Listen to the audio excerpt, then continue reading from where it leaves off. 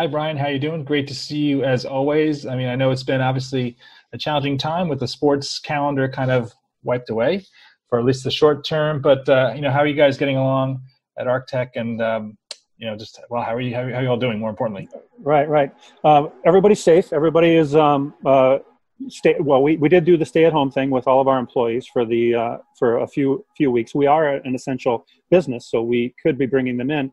We just wanted to do the right thing and have everybody stay home for the time being and just stay healthy and do our part to minimize what we could minimize in the expansion of this pandemic.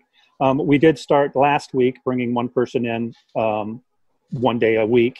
So everybody comes in 1 day a week and doing maintenance on the trucks and getting ready to do some bigger upgrades once we get some jobs back on the calendar. But an interesting thing was my wife and I luckily went on vacation early March, and prior to going, she said, well, I'm going to write up a procedure on what the guys need to do in their satellite trucks.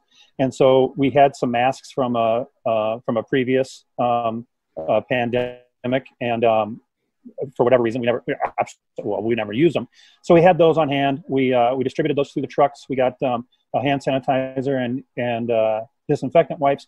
And then she wrote up a little procedure, which the cool part was she said, let's put a note on the outside of the door and then a cone 6 feet away. And if somebody needed you in the satellite truck, they would knock on the door and then go, and then the note said, go stand by the cone.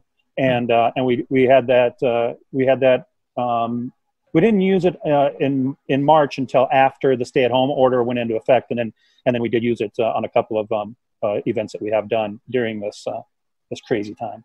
Right. So that was cool. She had planned for it, and it was well in advance, just because we were going to be gone and we didn't know we knew there were a few cases in the United States, but we didn't know to what degree it was going to expand to. So we had that distributed probably by the end of February, and then obviously the craziness started a couple weeks later. But we haven't laid anybody off. Listen, we're a small company, so my employees are like family, and we wouldn't be where we are if it wasn't for them. So and I asked a lot of them. They're gone away from home quite a bit. So right now we're fortunate enough to keep them on staff and keep them being paid. And if an event happens, if a job happens or a satellite truck's needed, I'm going to need people to roll. So they are still on the payroll and they are still getting paid, and we're taking care of them in that way. Sure. So that's a good thing. So what's your sense? You mentioned some upgrades that are kind of in the works.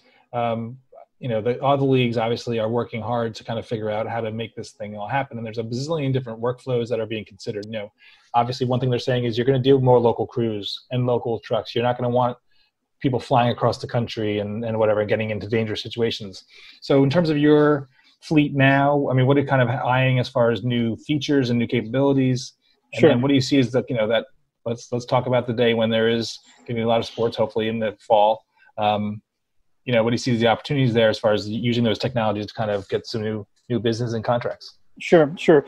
We a couple of things. Looking back, 2019 was great, and 2020 was the first quarter of 2020 was better than 2019 was, which I found quite surprising. It felt very similar. I didn't think it was more, but we were doing a lot more remis. We did 150 remis in 2019, and so I have upgraded now. Four of my 5 satellite trucks. I got 3 KU and 2 C-band, and 4 of them are now up to 8 source Remi trucks. Great. And that has become a prominent market for us, is to be doing Remis via satellite. And a Remi via satellite is it's no different than doing it IP or fiber, except we can do it in locations where the infrastructure isn't installed already. Case in point, a non-sports event that we did a 4-camera Remi for a food network, and we transmitted back to LA, and they switched it and added graphics and phone numbers and questions back in LA. It was it's a beautiful thing, and in this uncertain time, it's a great way to limit exposure to a whole crew of people on location. That's the primary thing that we're seeing right now.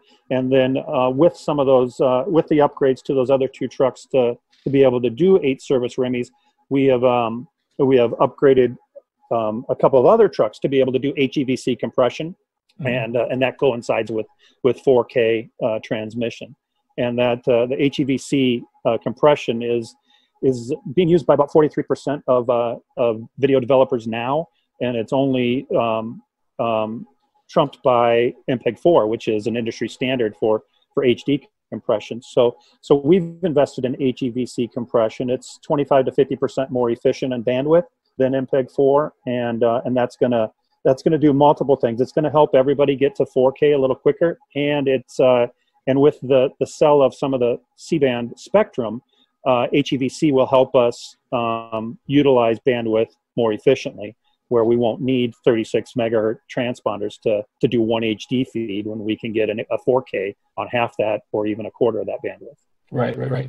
So do you think the combination of, well, you're going to need less people on site, right? So satellites are great for that. And obviously the shows are going to be smaller, and if not smaller, they may have the EVS replays operators, for example, operating remotely. So they really just want the director and the producer on site, and maybe the audio mixer. So, I mean, God willing, you're going to be in a sweet spot when things kind of pop back as far as just what the needs are, and your fleet kind of fitting those needs. Yeah, we our trucks are smaller and they're single person. And my wife and I were joking about it a couple nights ago. Satellite truck operators are perfect for social distancing. Right. They're on the road by themselves. They operate the truck by themselves. They drive the truck by themselves. The only time they see anybody is when they're getting a ride to and from the hotel with somebody from the crew. So so it's a perfect social distancing industry. We just gotta get back into it. But you're right. And then also we are able to do a multi-camera show out of our satellite trucks. We have two of them that have switchers in them and can do a 4-camera show if that's the size of show that we're looking at. And when you outsource or off property EVS and graphics, that's a show that a satellite truck can handle when we don't have that heavy iron that we're bringing in to do graphics and all the servers for the EVSs. Right. Great. Well, thanks, Brian, for your time. Really appreciate it. Obviously, we'll see you soon somewhere in person in the real world. Until then, just stay absolutely. well. Any closing thoughts? Man, thanks. Well, I do. I've been in the satellite truck industry for 25 years. And one of the trends that I saw in 2019 was a lot of networks coming back to the satellite trucks for the reliability and ease of operating and ease of booking. So somebody watching this may think it's difficult to get a satellite truck. It's easier to get a bandwidth or whatnot, but you might be surprised at the efficiency of a satellite truck coming onto your site and the cost effectiveness and relationship to the installation of fiber or just internet bandwidth. There might be it might be just the reliability and the same price. It might be worth it to look at doing a satellite truck.